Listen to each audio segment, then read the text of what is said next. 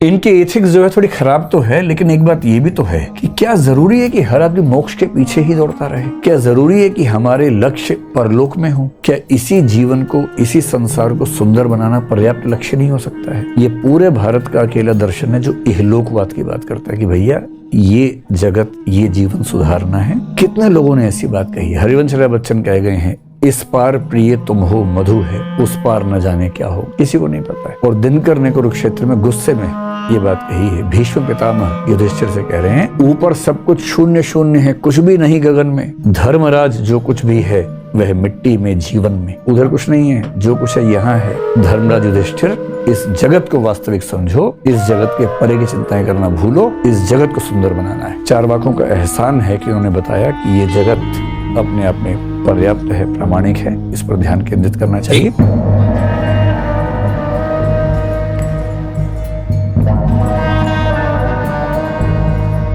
एक स्टेटमेंट याद रखिएगा, वो स्टेटमेंट ये है कि एक अहमक इंसान, बेवकूफ इंसान जिंदा क्यों रहता है? वो जिंदा इसलिए रहता है ताकि खाए, उसका मकसद खाना होता है। अहमक इंसान खाने के लिए जिंदा रहता है। और अक्लमंद की पहचान क्या है? अक्लमंद की पहचान यह है कि वो जिंदा रहने के लिए खाता है, यानी खाना उसका मकसद नहीं है, जिंदा रहना उसका मकसद है। ये अक्लमंद है।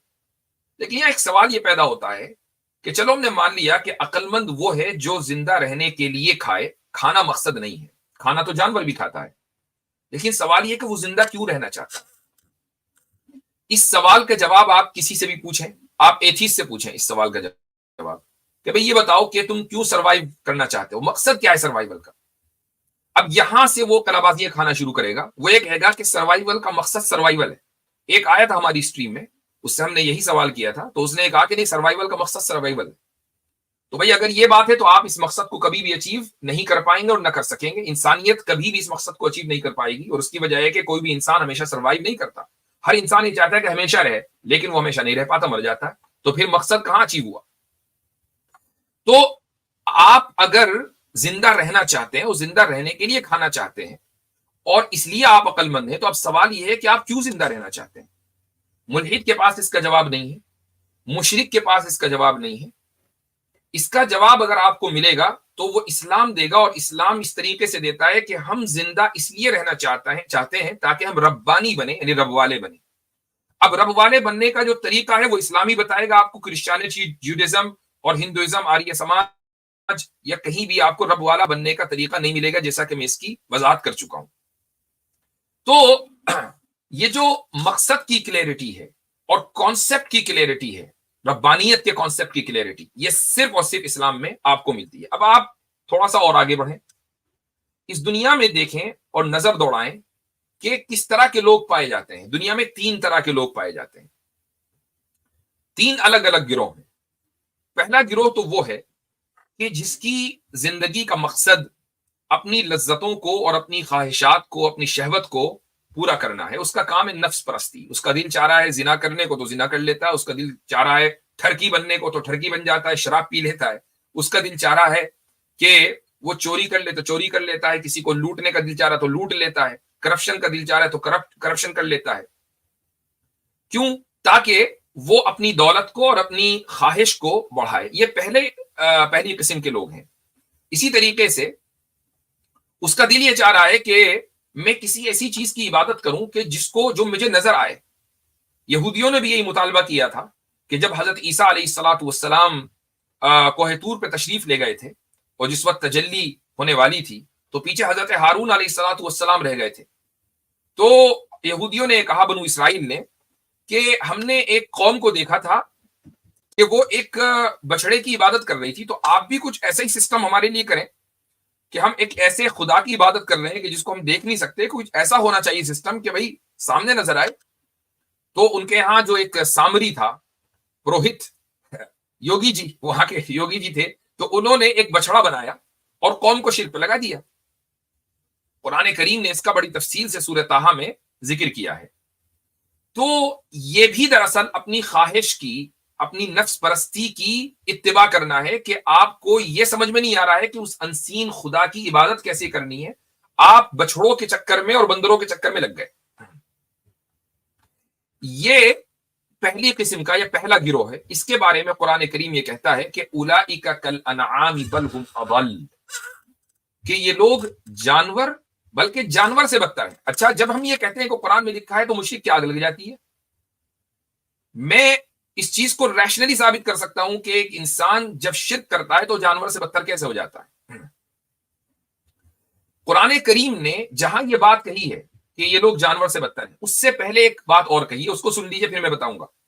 لہم قلوب لا یفقہون بہا ولہم اعین لا یبصرون بہا ولہم آذان لا یسمعون بہا، کہ اللہ تعالیٰ نے ان کو دل دیے ہیں لیکن ان دلوں سے یہ کام نہیں لیتے کہ سمجھ لیں، عقلوں سے کام نہیں لیتے۔ اللہ تعالیٰ نے ان کو آنکھیں دی ہیں لیکن دیکھتے نہیں۔ اللہ تعالیٰ نے ان کو کان دیے ہیں لیکن کانوں سے یہ سنتے نہیں۔ اس کے بعد کہا کہ اولئک کالانعام بل هم اضل، یہ جانوروں کی طرح بلکہ جانوروں سے بدتر ہے۔ اب ایسے لوگوں کو جو پہلا گروہ ہے، ان کو جانوروں سے اللہ تعالیٰ نے کیوں تشبیہ دی ہے؟ اس کی دو وجہ ہیں۔ پہلی وجہ یہ ہے کہ جانور کو جس کام کے لیے خدا نے پیدا کیا ہے، جانور وہ کام کرتا آ رہا ہے۔ آپ کبھی گائے کا دودھ اگر دوہیں اور کوشش کریں تو یہ تو ہو سکتا ہے کہ گائے کسی وجہ سے لات مار دے، لیکن گایوں کو کبھی آپ نے اسٹرائک پہ جاتے ہوئے نہیں دیکھا ہوگا، ہڑتال پہ چلی گئی ساری گائیں، بھائی اب ہم دودھ نہیں دیا کریں گے، یہ کیا چکر ہے؟ دودھ کیوں دیں ہم اس کام کے لیے؟ ہمیں تو پروگریسو بننا ہے۔ پتہ چلا گایوں نے احتجاج کر رکھا ہے کہ ہمیں پروگریسو بننا ہے۔ یا مثلا شہد کی مکھی نے احتجاج کر دیا کہ بھائی پوری زندگی ہو گئی، دسیوں ہزار سال ہو گئے، یہی کام کرتے آ رہے ہیں کہ پھولوں پہ جائیں، وہاں سے شہد بنائیں اور بندہ کھا لے، انسان کھا جائے اس شہد کو، یہ کیا طریقہ ہے؟ ہم شہد نہیں بنائیں گے۔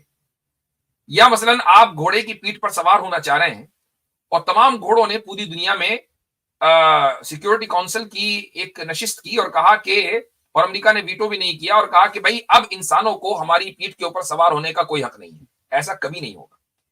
جانور کو جس کام کے لیے بنایا گیا ہے، جانور وہ کام کرے گا، کرتا رہے گا، کرتا آ رہا ہے اور آئندہ بھی ایسا ہی کرے گا۔ ٹھیک ہے؟ تو جانور میں کبھی آپ تمرد نہیں دیکھیں گے۔ تمرد کا مطلب ہے سرکشی نہیں دیکھیں گے۔ انسان سرکش ہو جاتا ہے، تو بتائیے جانور سے بدتر ہوا کہ نہیں ہوا؟ پہلی وجہ۔ دوسری وجہ یہ ہے کہ اللہ نے جانور کو اتنی اس لیول کی ریشنالٹی نہیں دی ہے جس لیول کی ریشنالٹی انسان کو دی ہے۔ انسان کو ریشنالٹی دی، اس نے اس کو مس یوز کیا اور مس یوز کر کے جانور کے سامنے جھک گیا۔ تو بتائیے جانور سے بدتر ہوا کہ نہیں؟ آپ نے کسی جانور کو کسی دوسرے جانور کی پوجا کرتے ہوئے دیکھا ہے؟ نہیں دیکھا۔ آپ نے نہیں دیکھا ہوگا کہ ایک گائے بندر کی پوجا کر رہی ہے، بندر گائے کی پوجا کر رہا ہے، کے سامنے جھکا ہوا ہے، اونٹ ہاتھی کے سامنے جھکا ہوا ہے، کبھی نہیں۔ انسان ہی ہے، وہ چوہے کے سامنے بھی جھکتا ہے، وہ ہاتھی کے سامنے بھی جھکتا ہے، وہ بندر کے سامنے بھی جھکتا ہے، اور وہ ہر جانور کے سامنے جھکتا ہے۔ تو پھر وہ جانور سے بدتر کیوں نہیں ہوا؟ پھر جب یہ کہا جاتا ہے کہ تم جانور سے بدتر ہو تو برا کیوں لگتا ہے؟ جبکہ تم نے اپنا اسٹیٹس یہ خود طے کر لیا ہے کہ ہم جانوروں کے سامنے جھکیں گے۔ تو قرآن تو خود کہتا ہے کہ اولئک کالانعام بل هم اضل، اور یہ اتنا ایبسلوٹ پرفیکٹ اسٹیٹمنٹ ہے کہ خود اس کا آپ یعنی جو مشرکین ہیں وہ انکار نہیں کر سکتے۔ تو یہ دو وجہ ہیں۔ تو پہلا گروہ وہ ہے کہ جن کو جو اپنی شہوتوں میں، اپنی لذتوں میں، اپنی نفس پرستی کے اندر مبتلا ہے، یہ پہلا گروہ ہے۔ دوسرا گروہ وہ ہے کہ جس کا کام ہے دوسروں کو نقصان پہنچانا۔ اس کا کام یہ سازشیں کرنا، نقصان پہنچانا، مارنا، ریپ کرنا۔ وہ اپنی لذتیں اس طریقے سے حاصل کرتا ہے۔ صرف ایسا نہیں کہ اس نے اپنا زنا کر لیا، کنسنشول زنا ہوا اور وہ خوش، اس نے ڈرگ لے لی، تھوڑی بہت چوری ووری کر لی، نہیں۔ اس کا کام یہ ہے کہ وہ انسانیت کو وہ جینیسائیڈ کرے، وہ پوری قوم کو تباہ کر دے۔ آج کل چل رہا ہے کام غزہ میں۔ تو یہ دوسرے قسم کے لوگ ہیں۔ پہلے اور دوسرے گروہ میں صرف مزاج کا فرق ہے، حرکتوں کا فرق زیادہ نہیں ہے، مزاج کا فرق ہے۔ پہلی قوم کا جو مزاج ہے وہ ہے شہوانی، اور دوسری قوم کا جو مزاج ہے وہ ہے عدوانی۔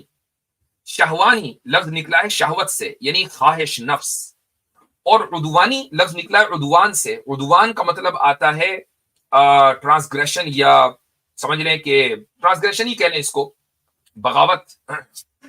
تو پہلا جو گروہ ہے وہ شہوانی گروہ ہے، اور دوسرا جو گروہ ہے وہ عدوانی گروہ ہے۔ اسی عدوان سے ہی لفظ نکلا ہے. عدوون، عدوون کے معنی آتے ہیں دشمن کے، تو عدوان دشمنی. یہ دو گروہ ہیں. اللہ تعالیٰ کا ذکر کیا ہے. اللہ تعالیٰ فرماتا ہے کہ والذین ينقضون عهد الله من بعد ميثاقه ويقطعون ما امر الله به ان يوصل ويفسدون في الارض اولئک لهم اللعنة ولهم سوء الدار. سورہ رعد میں یہ آیت موجود ہے. وہ لوگ جو اللہ سے کیا ہوا وعدہ توڑ دیتے ہیں اور جس چیز کو جوڑنے کا اللہ نے حکم دیا اس کو کاٹ دیتے ہیں، یعنی رشتہ داریوں کو، لوگوں کے حقوق کو وہ کاٹ دیتے ہیں. وَيُفْسِدُونَ فِي الْأَرْضِ، اور زمین میں فساد برپا کرتے ہیں، لوگوں کی قتل و غارت گری کرتے ہیں، جینوسائیڈ کرتے ہیں. اولئک لهم اللعنۃ ولهم سوء الدار، یہی وہ لوگ ہیں کہ جو لعنت خداوندی کے مستحق ہیں اور ان کا نتیجہ بہت برا ہونے والا ہے. اس کیٹیگری میں آتے ہیں فرعون، اس کیٹیگری میں آتا ہے نمرود، شداد، حامان، قارون، یہ سارے اسی کیٹیگری میں آتے ہیں، اور آج کے جتنے فراعنہ ہیں وہ سب اسی کیٹیگری کے اندر آتے ہیں. یہ دو گروہ ہیں. تیسرا گروہ وہ ہے کہ جو اپنے نفس کی عبادت نہیں کرتا ہے، جو خدا کی عبادت کرتا ہے، اپنے نفس کی فریب میں نہیں آتا. اس کا کام کیا ہے؟ وہ یہ دعا مانگتا ہے کہ اللہم لا تجعل الدنیا اکبر ہمنا ومبلغ علمنا، کہ اے اللہ دنیا کو تو ہمارا سب سے بڑا کنسرن نہ بنا اور ہمارے علم اور نالج کی انتہا اس دنیا کو نہ بنا. اس کا مطلب کیا ہے اس دعا کا؟ بیوٹیفل، یہ ایک زبردست دعا جو رسول اکرم صلی اللہ علیہ وسلم نے ہمیں سکھائی ہے. وہ یہ کہ دنیا ایک آلہ، ایک ٹول ہے. جس طریقے سے آپ ایک ٹول استعمال کرتے ہیں، مان لیجیے آپ ایک پینچ کس لے کر آپ کوئی پینچ کس رہے ہیں، ٹھیک ہے، تو آپ نے پینچ کسا اور آپ کا مقصد اس ٹول سے یہ ہے کہ اس پینچ کو کس دیں. وہ ٹول آپ کے نزدیک کوئی اہمیت نہیں رکھتا. یہی وجہ ہے کہ اگر وہ جو ٹول، جو پینچ کس آپ کے ہاتھ میں ہے، اگر یہ اپنا کام نہ کرے پھینک دیں. دنیا ایک اس گروہ کے نزدیک، اس تیسرے گروپ کے نزدیک ایک ٹول ہے. ٹول سے زیادہ اس کی حیثیت نہیں ہے. وہ اس دنیا کو استعمال کرے گا لیکن اس دنیا کو مقصد نہیں بنائے گا. وہ دعا مانگے گا اللہ سے کہ اللہ اس دنیا کو سب سے بڑا کنسرن میرا نہ بنا، میرا بڑا کنسرن ہونا چاہیے میری آخرت. اور اس کے ساتھ ساتھ وہ یہ بھی دعا کرے گا کہ ولا اکبر ولا مبلغ علمنا، کہ میرے علم کی انتہا یہ دنیا نہ ہو، کہ میں جو کچھ جانوں اور سیکھوں بس اس دنیا کے بارے میں اور اس دنیا سے، آخرت کے بارے میں میں کچھ نہ جانتا ہوں، ایسا نہ ہو، بلکہ میں آخرت کے بارے میں بھی مجھے علم دے، چونکہ اصل زندگی تو وہی ہے. یہ تیسرا گروہ ہے. تو اب یہ تین طرح کے انسان آپ کے سامنے آ گئے. پہلا انسان، اس کو آپ کہہ لیجئے انسان شہوانی. دوسرا انسان، اس کو آپ کہہ لیں انسان عدوانی. اور تیسرا انسان، اس کو آپ کہہ لیں انسان ربانی.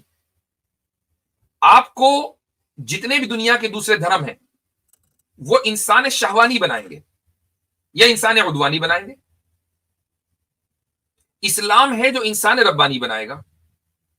اور اس کی وجہ آپ کے سامنے آ گئی کہ انسان ربانی اس وقت ربانی بنتا ہے جبکہ توحید کا کانسیپٹ کلیئر ہو، اور ان مذاہب میں توحید کا کانسیپٹ کلیئر نہیں ہے، اس لیے انسان شہوانی بنتا ہے یا انسان عدوانی بنتا ہے. آپ دیکھ لیں پوری دنیا میں کیا کوئی کرسچن یہ کہہ سکتا ہے کہ امریکہ یا انگلینڈ یا کوئی، یہ ساری کی ساری ایبسولوٹ کرسچن ریاستیں ہیں کہ جہاں پر کرسچن شریعت نافذ ہے اور کرسچن شریعت حضرت عیسیٰ علیہ الصلوۃ والسلام کے طریقے پر نافذ ہے اور اس طریقے پر چل کر ہم خدا تک پہنچتے ہیں؟ بتائیے کون کرسچن ہے جو کھڑے ہو کر یہ کہہ دے؟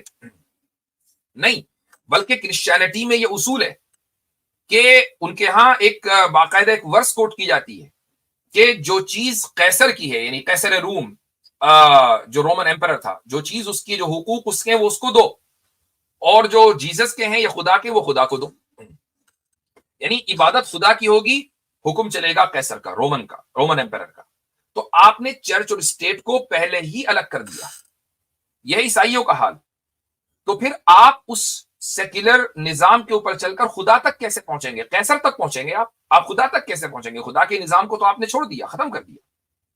تو جب آپ سیکولرزم پر چلیں گے، اور سیکولرزم کی بنیاد یہ ہے کہ دو پارٹیاں آپس میں مل کر ایز لانگ ایز وہ ایک دوسرے کو ہارم نہ پہنچا رہی ہوں، جو چاہیں کریں، وہ ہم جنس پرستی کریں، وہ زنا کریں، نو ٹینشن، تو پھر انسان شہوانی کا ہی تو وجود ہوگا. انسان ربانی کا کیسے وجود ہو سکتا ہے؟ تو دنیا میں تین طرح کے انسان ہیں: انسان شہوانی، انسان عدوانی اور انسان ربانی.